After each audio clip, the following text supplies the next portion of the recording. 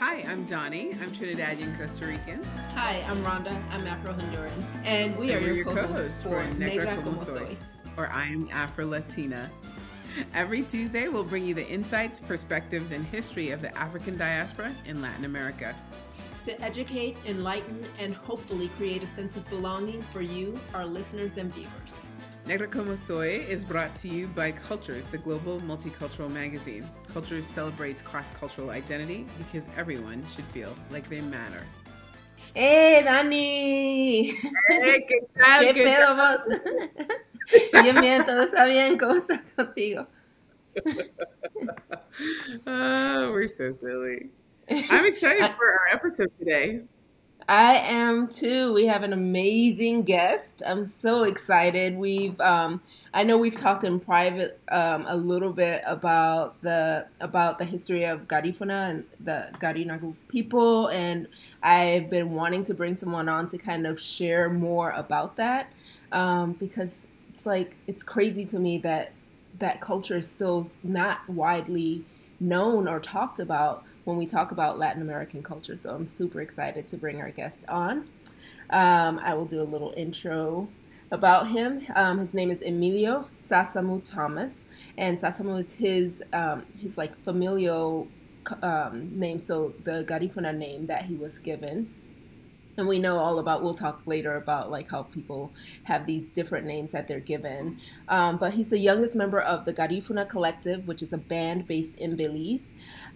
Besides that, he's an educator. He's a professional musician who plays guitar, piano, percussive instruments, just anything he can get his hands on in the region. So we're bringing him on today to talk to us a little bit about the history and the culture, this rich, diverse experience of just music and food and way of dress and everything. And I'm excited to bring him on. So welcome, Emilio. Hi. Rhonda, thank you very much. You're welcome. Let me know, which do you prefer us to refer you as today? Emilio, Leo, or Sasamu? What do you prefer? You can call me whatever you like. My name is. But people in the Garifuna diaspora would refer to me as Sasamu. I was going to say, I like familiars would Yes, I like Leo. Sasamu. Yeah. I like Sasamu. We'll call you Thank Sasamu you. today. Yes. Perfect. That works. Yeah. So thank you so much for accepting the invitation, first of all, and being here with us. I had to make sure that I reserve my energy for today, as I've been doing a lot since the past couple of months and weeks, you know. So regarding the Garifuna people, we call them also the Garinagu. So when we refer to Garifuna people, the other way to say that is Garinagu. And anything that belongs to the Garifuna ethnicity or tribe, you would use the term Garifuna to describe.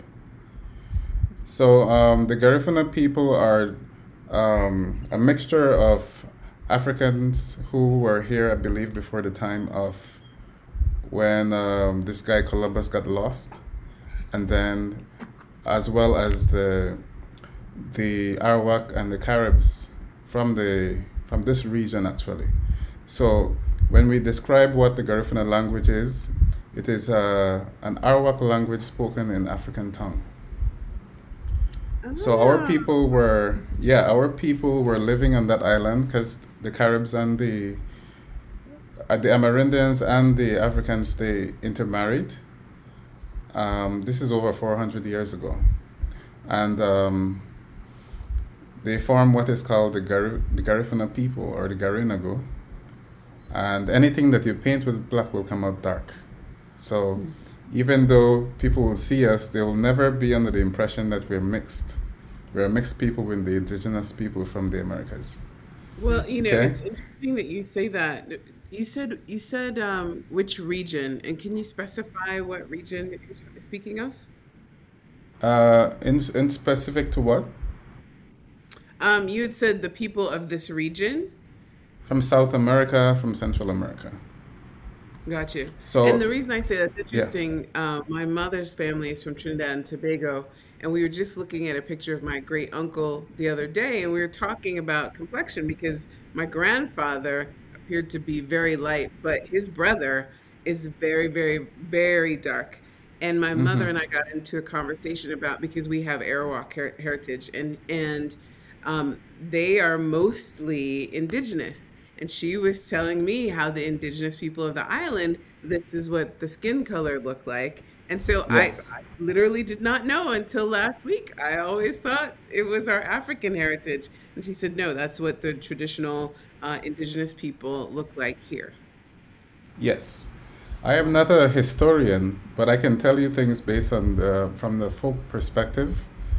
There was this one story. I was in Connecticut last year, and I was in this store, and this African American woman was following me.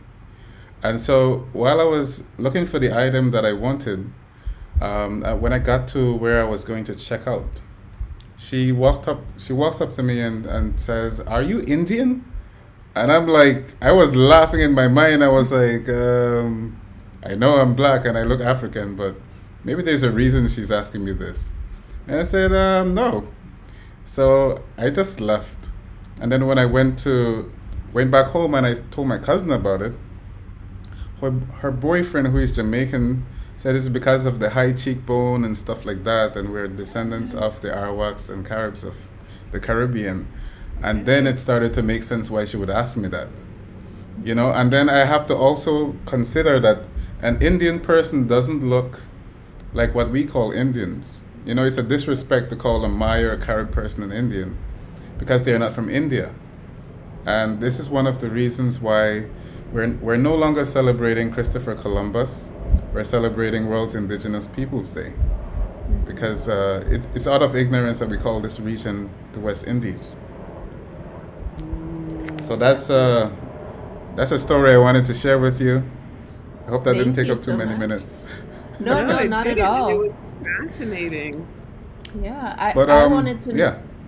I wanted to Go know ahead. a little bit about what you have heard from your family lineage about the arrival of the African people into the Caribbean and South America, because I've heard different versions from different people. So I've heard some people refer to an uprising and an escape from a ship, and then I've heard others say that no, the Garinagu were already travelers and sailors, and they arrived on their own to the Caribbean and to the Americas. What have you heard in your kind of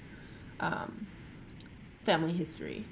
I have heard 3 versions of our story. One of them being that there was a ship that was wrecked and it didn't make it to its destination, and that wrecked in front of St. Vincent and the Grenadines. And the escaped Africans sought refuge on the island of St. Vincent and were welcomed and intermarried with the settlers there. That's one version. There are a lot of things that I don't think I should comment on that, but there are so many things that are missing from that story. There's another one that says that where the Africans had escaped from the other islands that were enslaved. And then the other version is we're descendants of those who were referred to as those who travel in gold, or those who trade in gold. African people who showed the Europeans the current to travel around the world and coming back to one point. And so Yurume, what we call St. Vincent, was one of the main stops when you would travel in the current. And there was this one voyage, I think it was around the time of Mansa Musa leaving from Africa, where he left and he never came back. And some believe that we are descendants of Mansa Musa and those sailors who he commissioned to explore that current. And so those are the 3 versions that I'm aware of. I cannot conclude any of this because of the fact that I'm a very rational person, and I would need to go myself to go and do certain research and find the missing pieces of information. So I cannot conclude any of these stories. No, that's very fair, and I appreciate that as well. I will continue asking people until I find some scholar who has done the research and is confident in putting those pieces Yes. together. But I appreciate your attempt to answer. Thank you. And I will give you some names to work with. Oh yes, I would appreciate that, please. Yes. So this is another scholarly question that might not be within your realm, but I'll ask anyway. I remember watching a documentary maybe 25 years ago, I'm not sure, that was talking about the language being lost, the Garifuna language being lost. And there were attempts to kind of archive and, restore people's familiarity with it. What do you find that is true now, like in your travels, in your work? Do you feel like more young people are speaking the language, or are you finding that there are even more people, especially with folks traveling to Europe and the United States, losing that language? There is one elder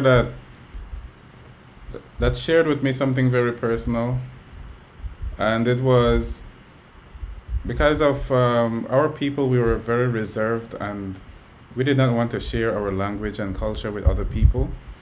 But he recognized many years ago that it was important to do that in order for us to preserve what is called the Garifuna culture. And but during my travels, I have recognized that whenever someone makes that statement, it is normally a repeat of what they told us to repeat. So it becomes a reality. And so the more you say something, the more it becomes the reality of a people.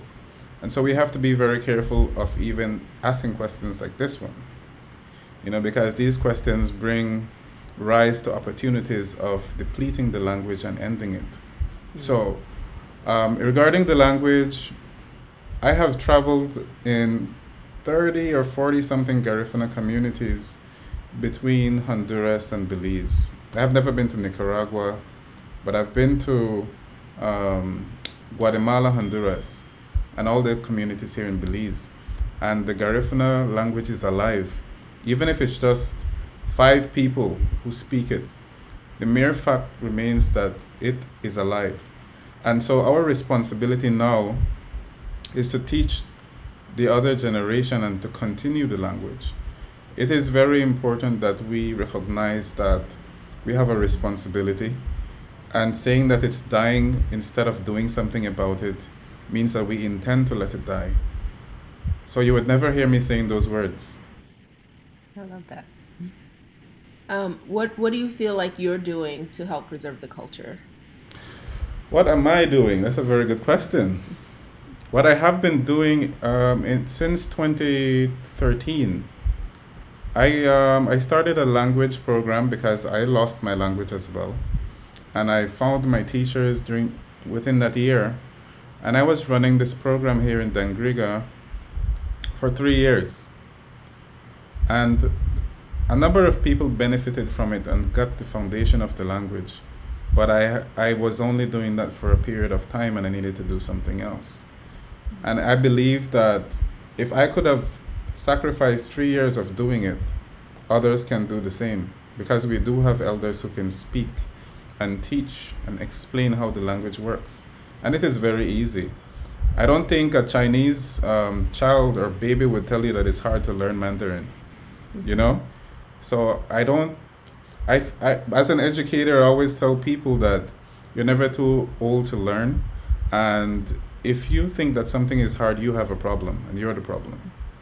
And so I always make sure that they go back to putting their minds to that of a child, of a baby.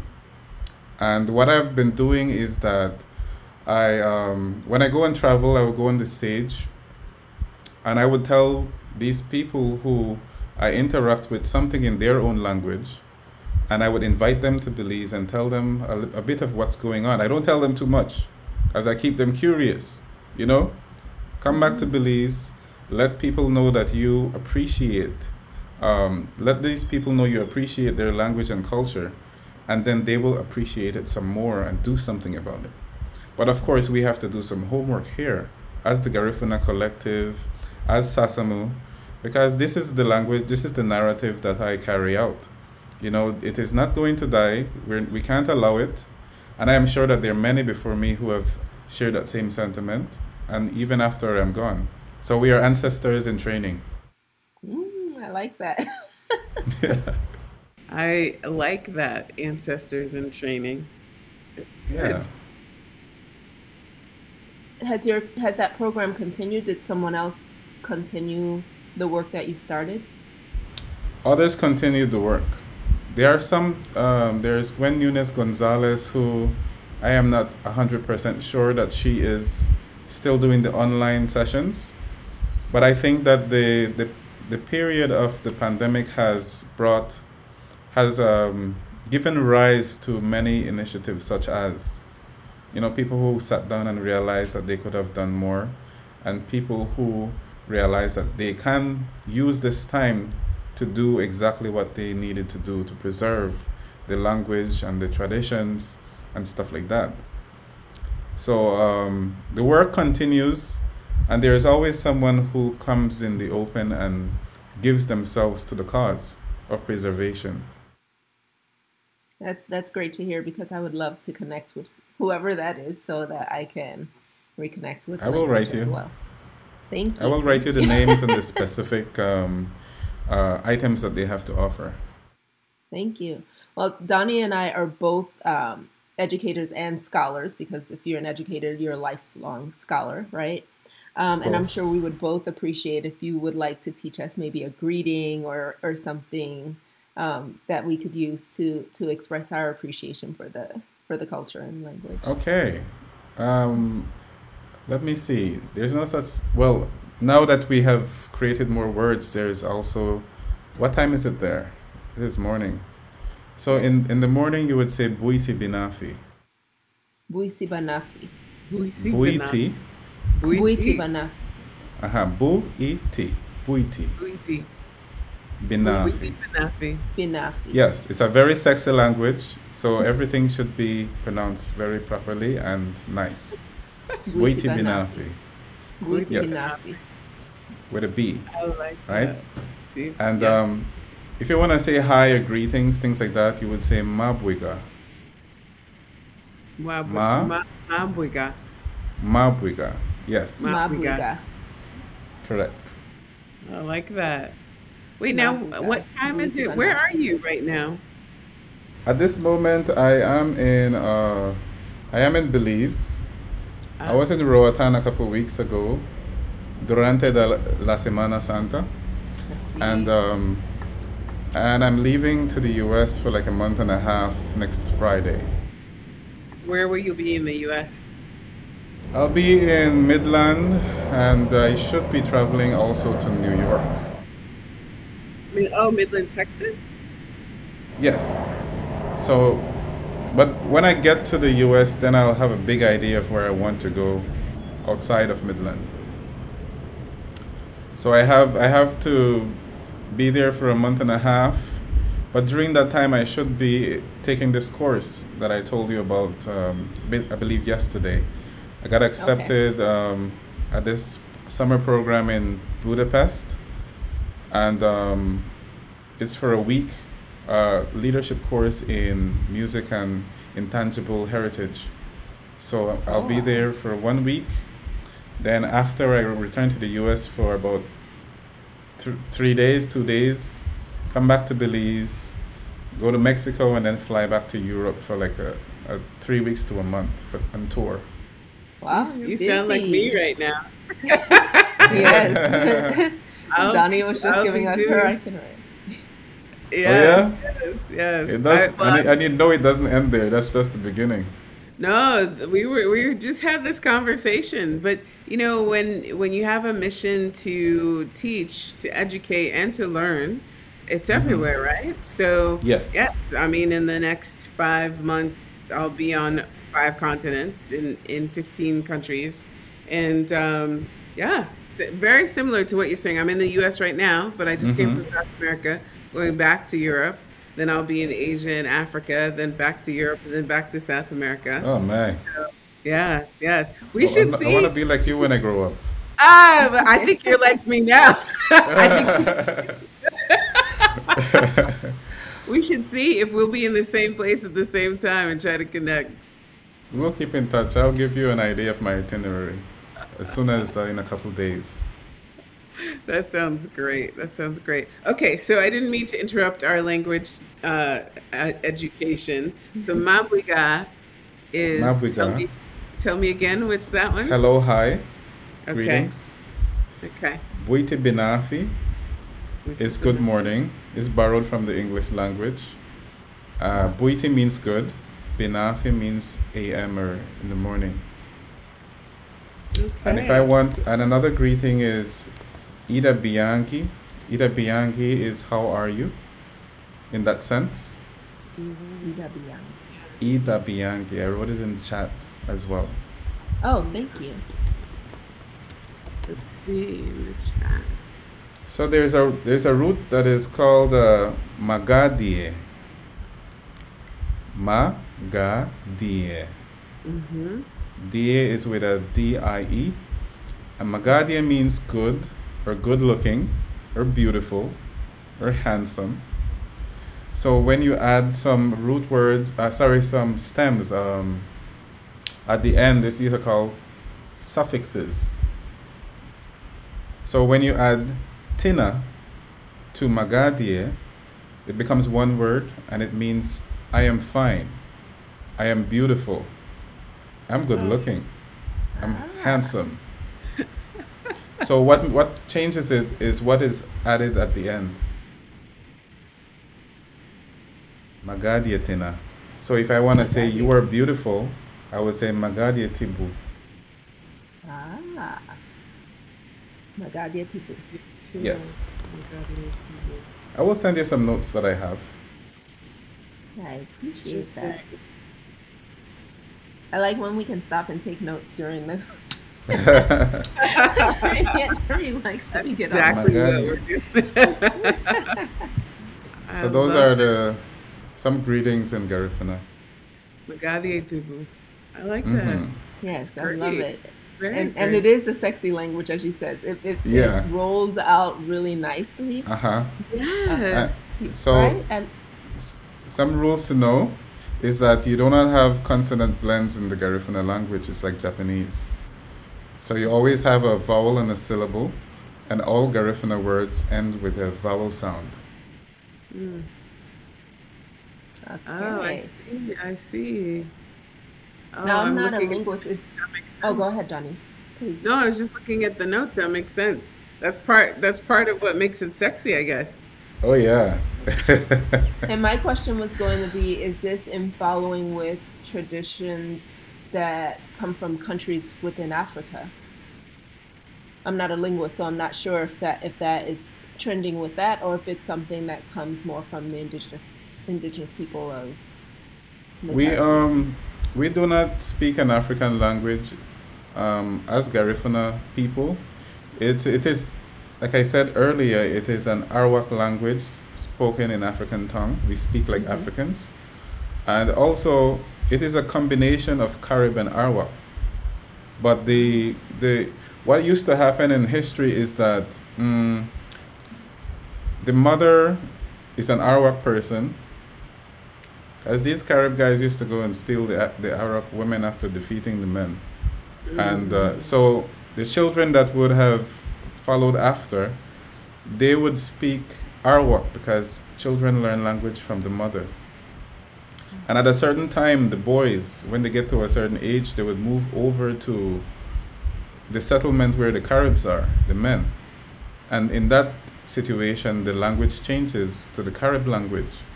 So when men speak among each other, the women are not likely to understand. But the men also speak the language of the mother.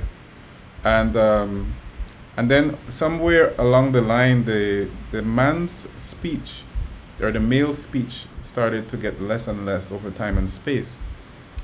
So what these two languages are described, or how they're described when we describe the Garifuna language, is that we have the male speech that the men speak, and we have the common speech that men and women speak. which is the language of the mother. I love that. Well, Thank And an you. example, you're very welcome. And an example is, if I want to say I am Garifuna, I will say in common speech, Garifuna Nuguya. But if I want to say in male speech that I am Garifuna, I would say Garifuna Ao. wow. That's that's so My mind exciting. is Like, blown right now. yes. It's just 'cause, it's so different than you think normally. You know what I mean? Mm-hmm. So wow, that's impressive and interesting. Yes. In It really is. in Garifuna. Honduras, when you go to these Garifuna communities, if the community is closer to like a town or a big city, they are likely to sound Hispanic when they speak Garifuna. You know, but if Hmm. they're far away from there, the Garifuna is very pure and they pronounce all the words and everything.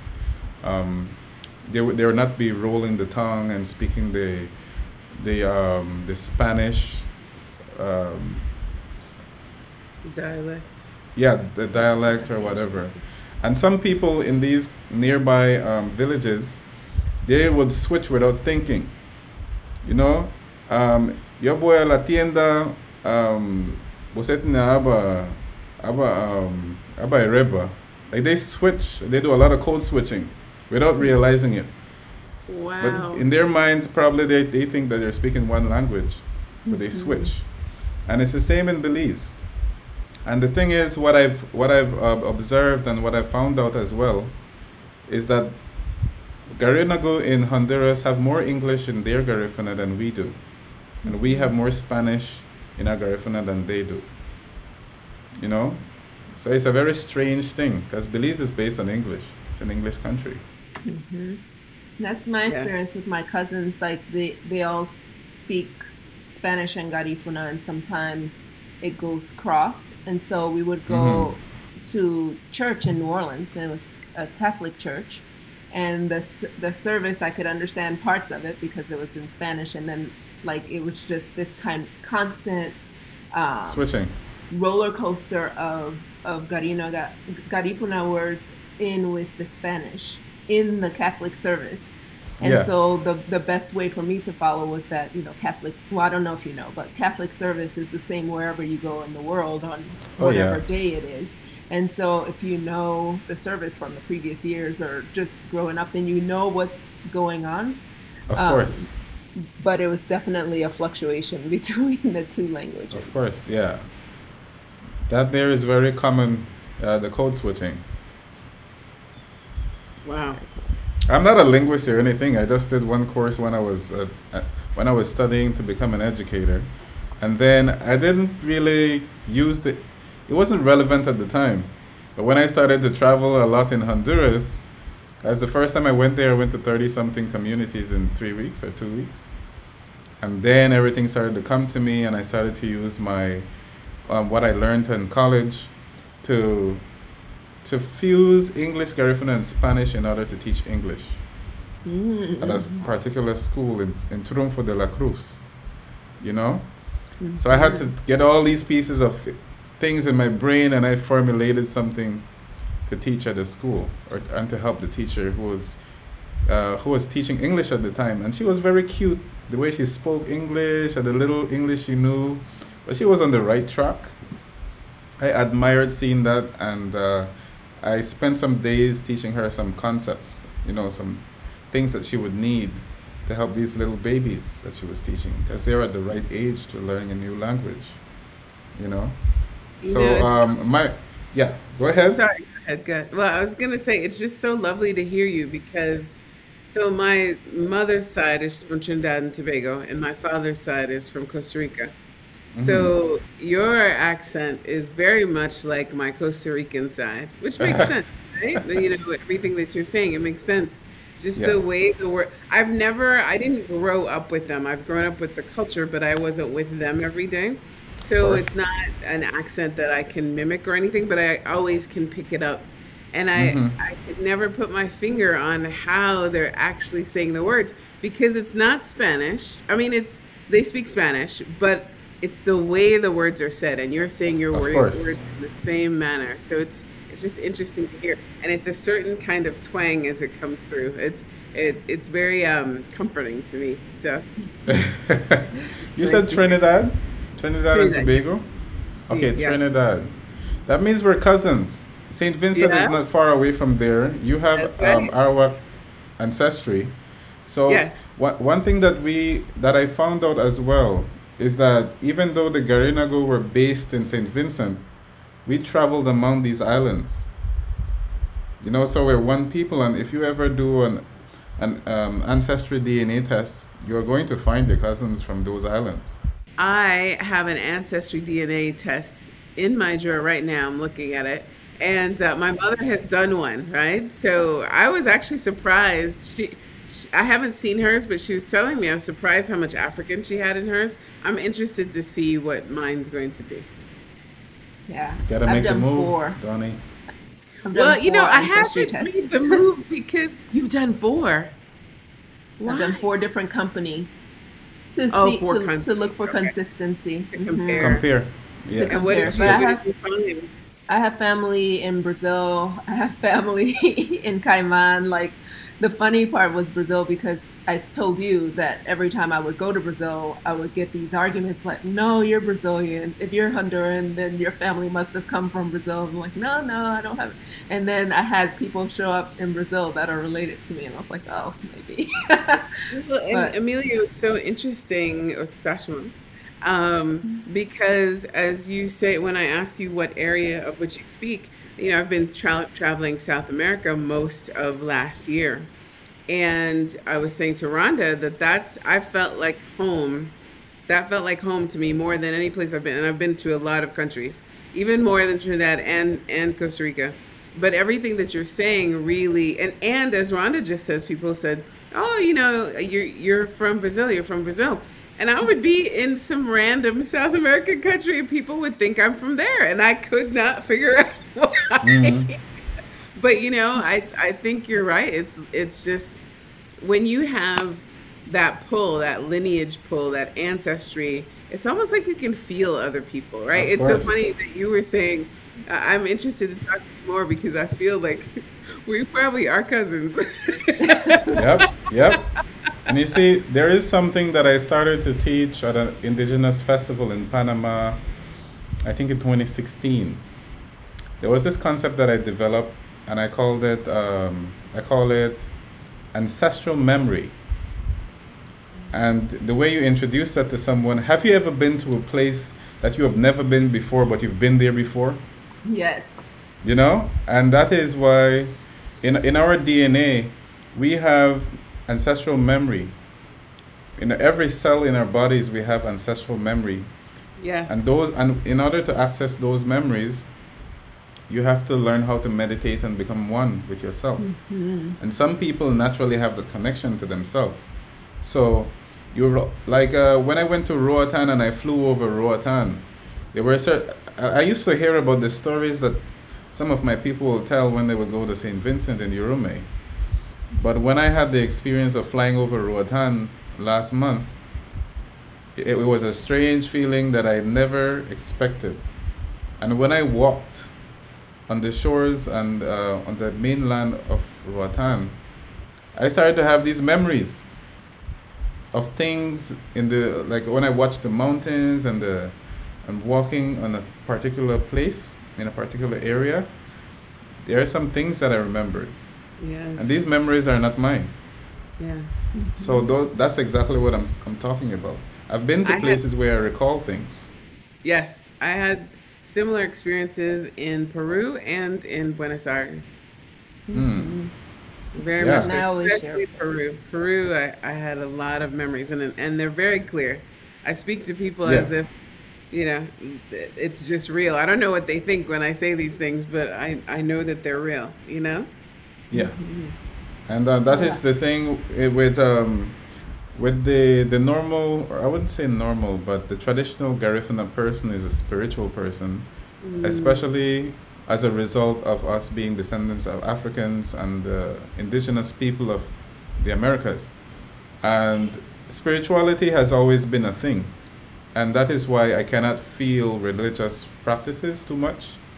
And I do not subscribe to religion, by the way. I'm not a religious Garifuna. I'm a very spiritual human being, and the easiest way I can describe what spirituality is to me is if I smile with you, you smile back at me. You know, the human connection to all things as well, from our perspective.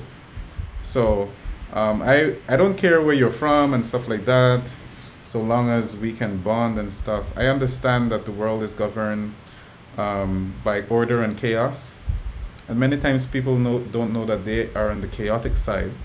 But at the end of the day, some people choose and accept that, and that is totally fine. You know, sometimes we need chaos to show or present itself to us to have an idea of what we don't want to be like, and as well as order. We're under the impression, some people are under the impression that life is about order, but it's not.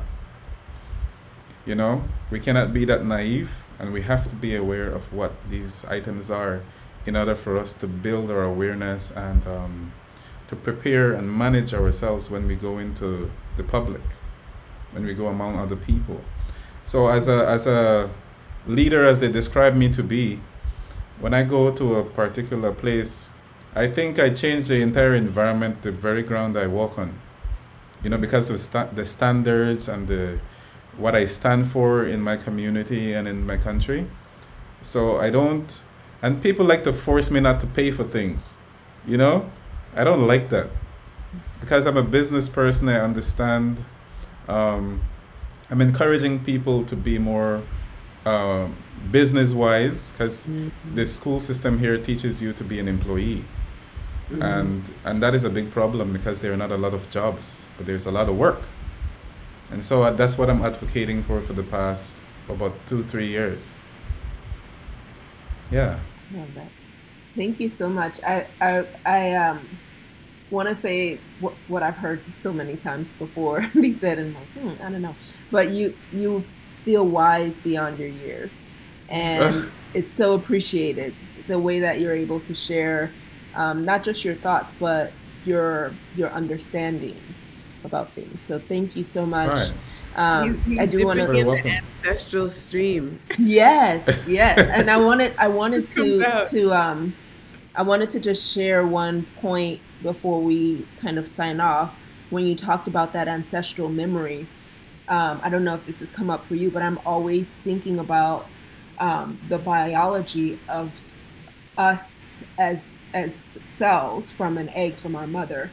We were present in the bodies of our grandmothers, right? So the grandmother carrying a baby girl, that baby girl in her womb already has the eggs that will be her future children. Of So course. we were carried in the bodies of our grandmothers. And so if we know that a fetus in the mother's womb has experiences shared with the mother carrying, then we must also accept that we had that experience when we were with our grandmothers as well.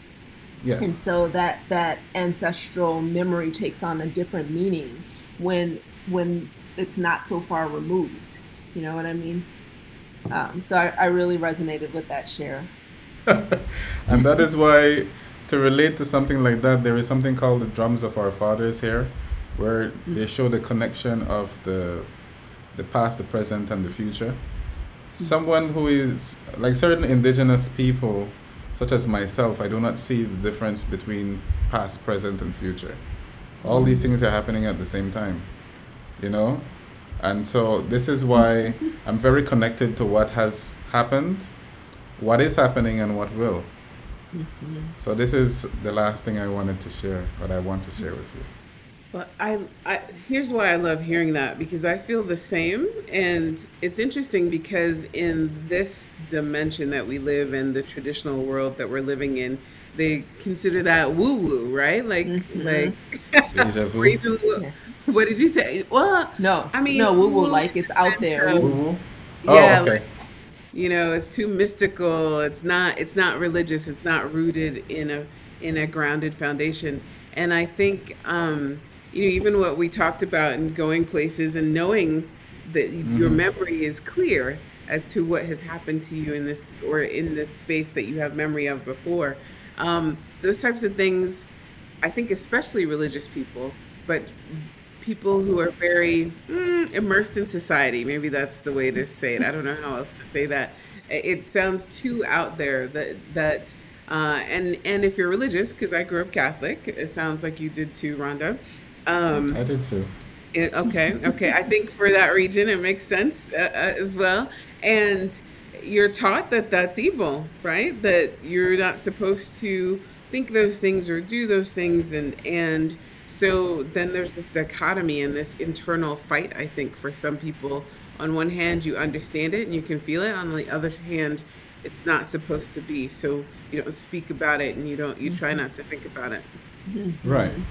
Yeah, Yeah. but no, I agree. So that made my heart sing to hear, yes, past, present, future, all at once. And speaking of singing, we will have to have you on again, Sasamu, to talk about your beautiful music. I found a couple of clips online, so Oh we yeah. would love to have you on again to talk with you about your music. Super. I can't wait. Okay. All right. Thank Thank you so you. much. You're welcome, and thank you for inviting me, for having me here. That Yes, was thank you. lovely.